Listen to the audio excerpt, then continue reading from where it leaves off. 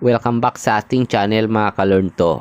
For today's video, ipapakita ko sa inyo kung paano ko i-upgrade ang aking Acer laptop para bumilis. Ipapakita ko rin sa inyo kung paano magtanggal ng hard disk drive ng laptop na ito at kung paano mag-install ng SSD or solid state drive. Pero bago yan, gusto ko munang ipakita sa inyo kung ano ang laman ng SSD na nabili ko online.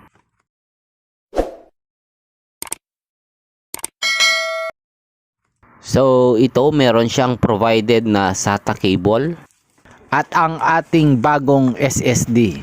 Napili ko ang brand na ito dahil sa dalawang kadahilanan. Ang una ay nasa top 10 o kasama sa top 10 na best SSD ang Samsung Evo. At ang pangalawa ay ang kanyang availability. Marami kasing ganitong brand sa online. Hindi ka na mahirapang maghanap pa. Para mapalitan, kailangan muna nating tanggalin yung hard disk sa likod ng laptop.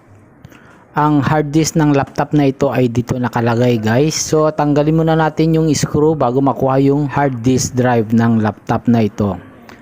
Naluwagan ko na yung screw dyan kaya pwede na nating tanggalin yung cover. Ayan, tanggal na. Sa mga hindi pa nakakaalam, ito nga pala yung hard disk drive ng laptop. Para matanggal, hugutin lang natin itong socket ng wire. And then sikwatin ang hard disk gamit ang tool na ito. So ayan, tanggal na.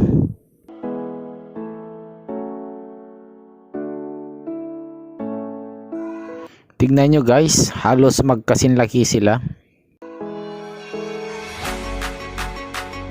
This time, tanggalin natin yung socket ng HDD at ilipat natin sa SSD. Plug and play lang naman ito mga ka-learn-to kaya madali lang. Hindi papasok ang socket sa SSD kapag ito ay baligtad mga kaibigan. Ayan, okay na.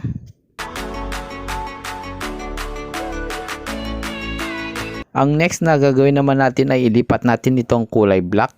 So, i-unscrew lang natin yan and then transfer natin doon sa SSD. Ilipat natin itong cover para maayos ang ating mounting sa laptop. And then, huwag kalimutang lagyan ng screw dyan guys.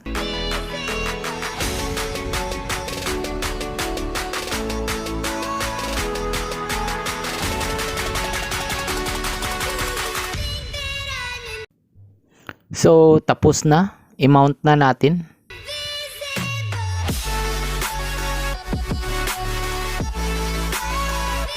After may mount ang SSD, huwag kalimutang ilagay o i-plug ang socket.